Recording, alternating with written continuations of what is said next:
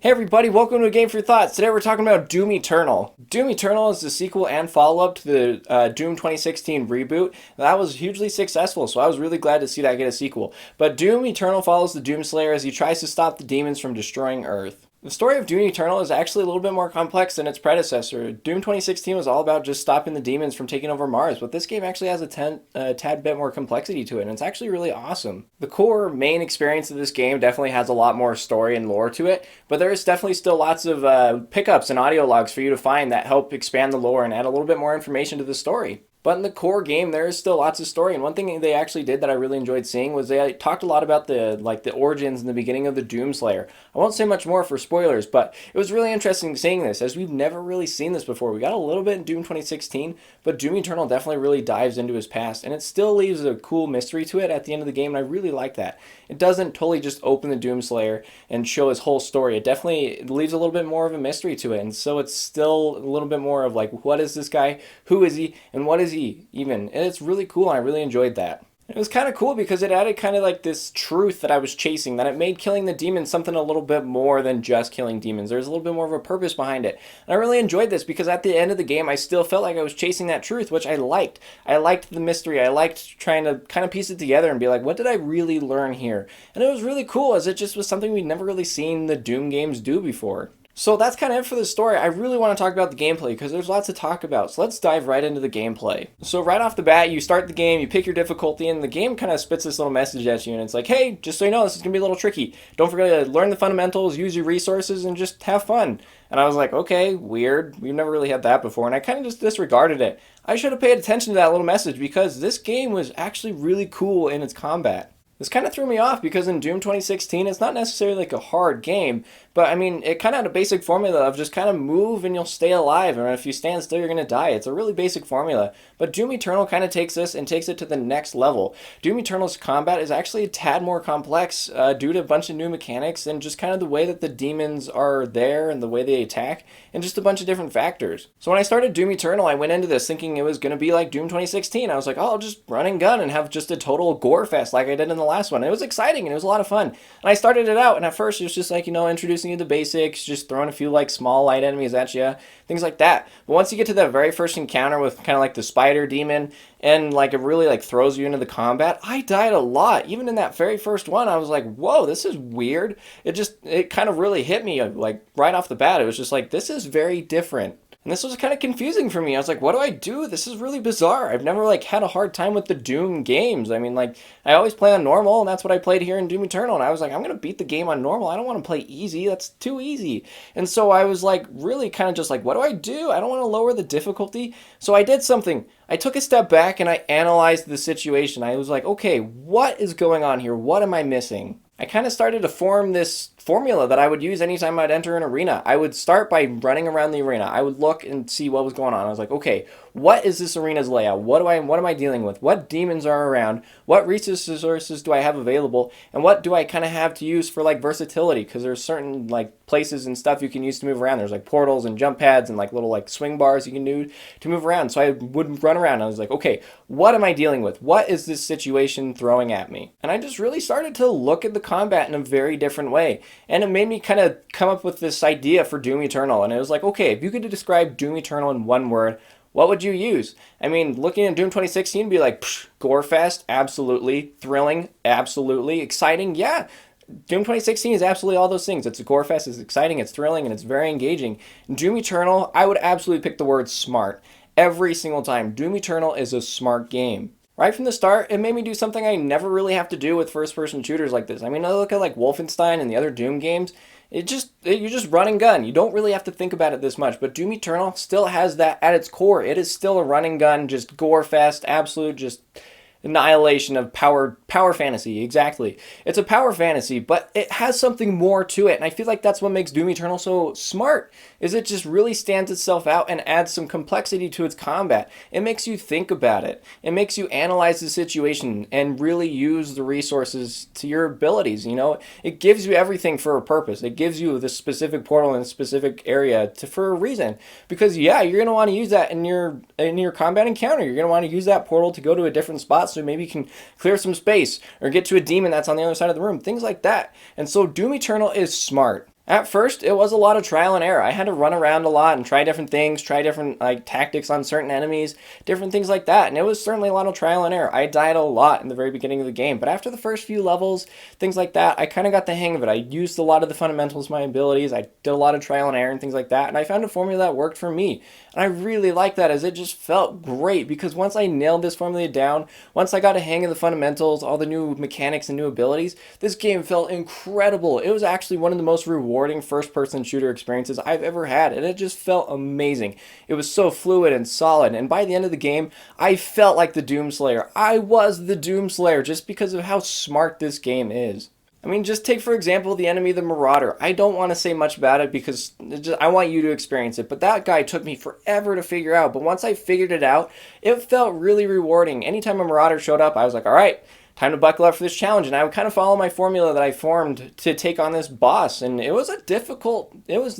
I honestly had a lot of hard times with the Marauders, mostly just adapting to the different situations that it throws it at you.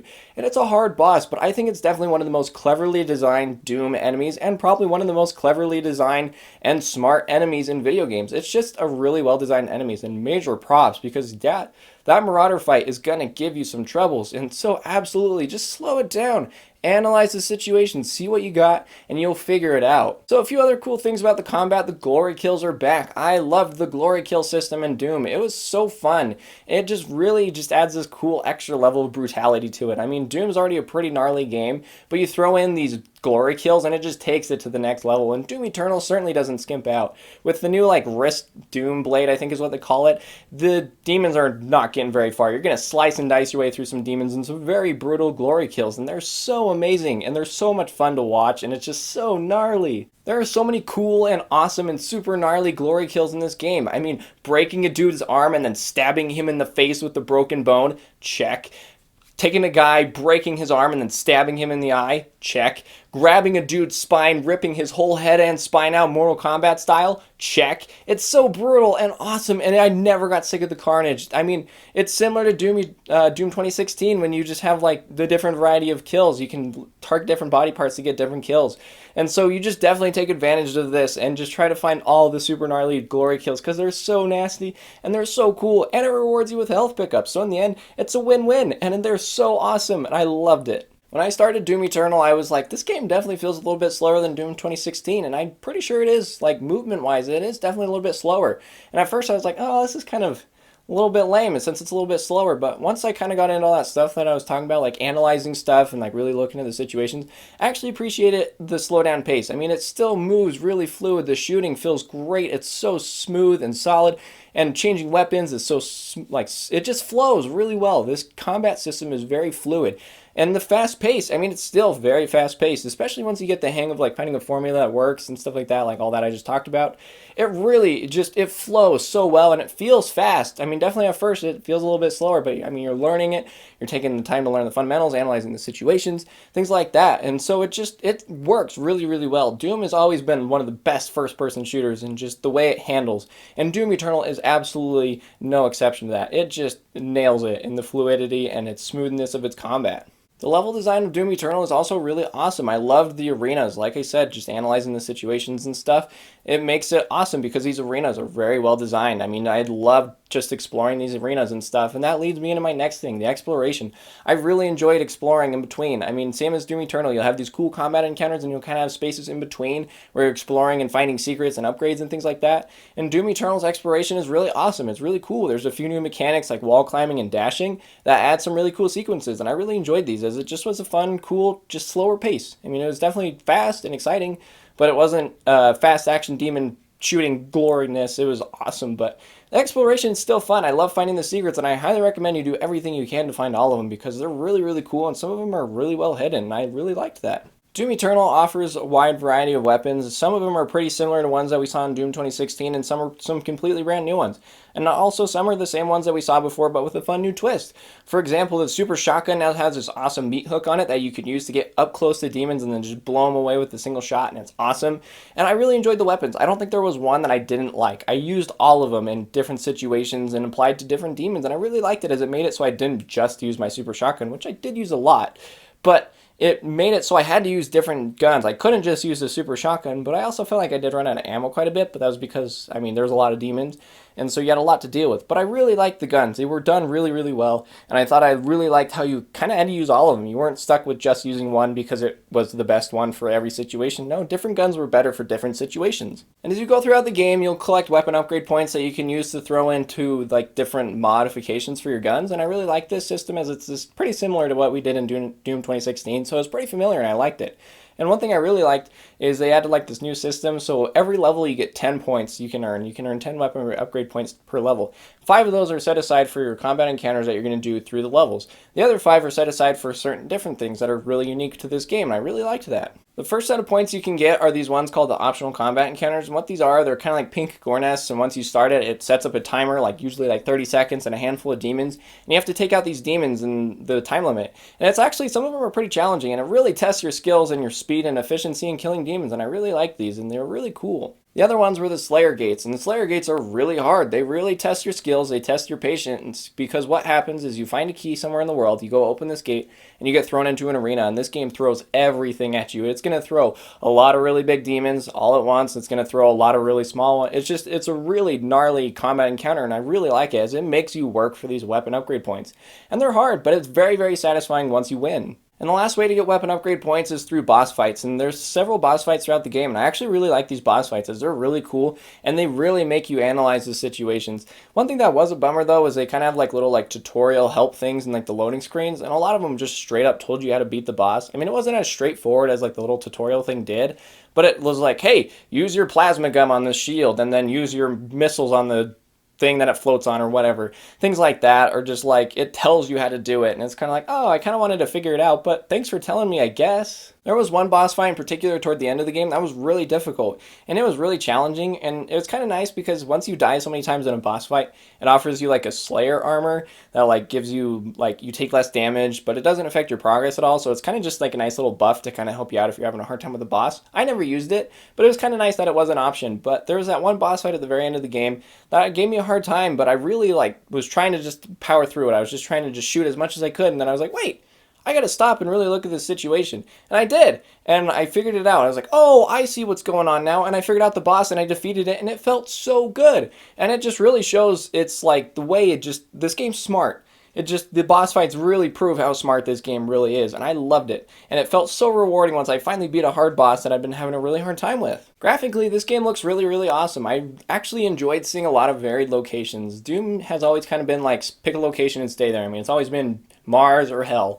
And Doom Eternal definitely kind of takes it somewhere else. It goes a lot of different places. It was cool slaying demons in like forests or snowy mountains or like some cool other places that I don't really want to talk about because spoiler stuff. But it was cool just to see a lot of varied locations. And of course, you're going to see hell, you're going to see the city landscapes, and it's awesome. And it's really cool stuff that you've seen before, but it just looks really gorgeous. This game looks amazing. The demon designs in this game have basically all changed from Doom 2016. They brought a lot of designs from Doom 2, Hell on Earth, and kind of refreshed them for this Doom Eternal. And I really like that because I love the classic designs. They look really cool. But I also love the demon designs. They just look really awesome, and they're super detailed and stuff like that, which leads to my next thing. There's this new system or engine, I don't know what it is, but it's so cool because it's kind of like this like demon bullet damage thing. And so, for example, if you're like shooting at this demon with like a chain gun, you can see like flesh and guts and just stuff just peeling off these demons.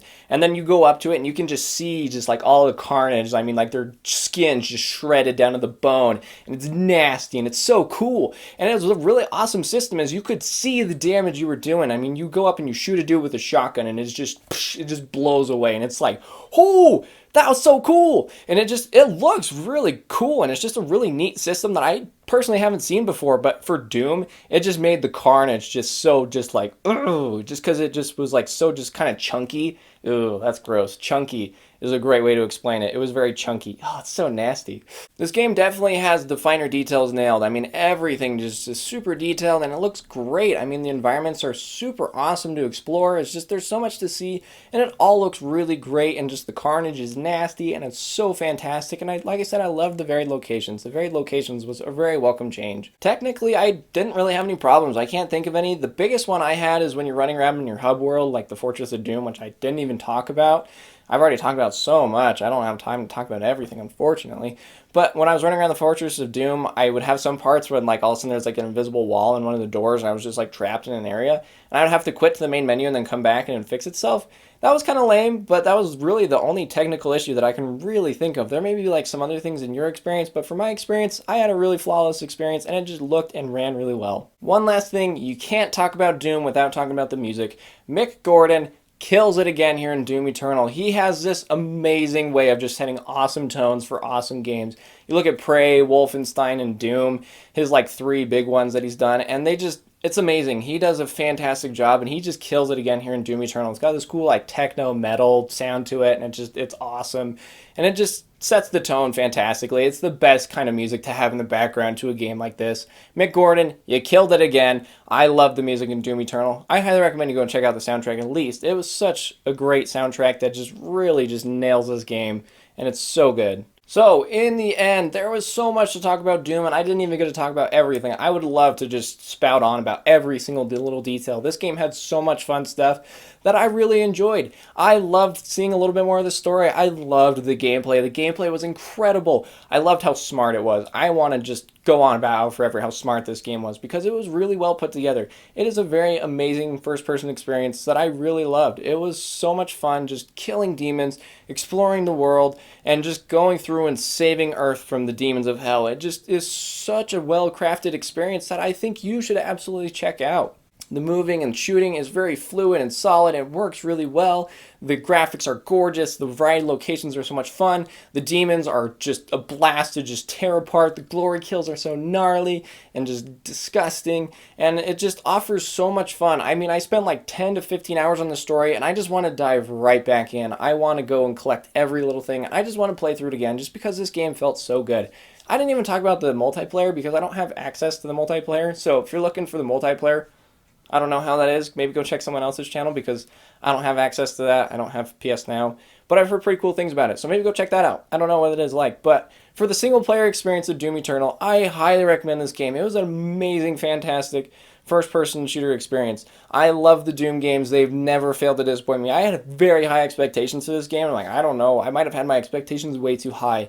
And then I started playing this game and I was like, boom, through the roof. This game killed it. It was so good. Killed it, literally. This game was amazing from start to finish. I loved it. If you're a fan of first-person shooters, if you love Doom games, if you want just an awesome game in general, maybe the gore is kind of a little bit too much for you. Just give it a shot. Trust me, just try it. Just give it a shot. If you hate this game, that's just fine. It's not for you. There's no problem with that. If you love this game, that's so great. I'm glad you love it. It's such an amazing experience that I absolutely recommend you go and check out Doom Eternal. Hey, thank you so much for watching my review for Doom Eternal. I love this game, and I'm so excited to see where this series goes next. I mean, there's so many different places this game could go, and I'm really excited to see what they do next. So thank you so much for watching the video. I hope you enjoyed it. Keep an eye out for more videos like this and other cool game reviews and maybe some other cool new like content type things. I mean, I'm playing games and talking about them every day of the week. So if you want to help me out, join the community and always check out and see what I have to say. Don't forget to hit like, subscribe, and the bell to get notified every time I post a new video. And I'm over on Twitch streaming all the time, so head over to twitch.tv/AGameFruitThoughts to check me out there. Come by, say hello, do all the great stuff. I'd love to see you there. So thank you guys so much for watching my video. I really do appreciate it. So we'll catch you guys next time on Game Fruit Thoughts.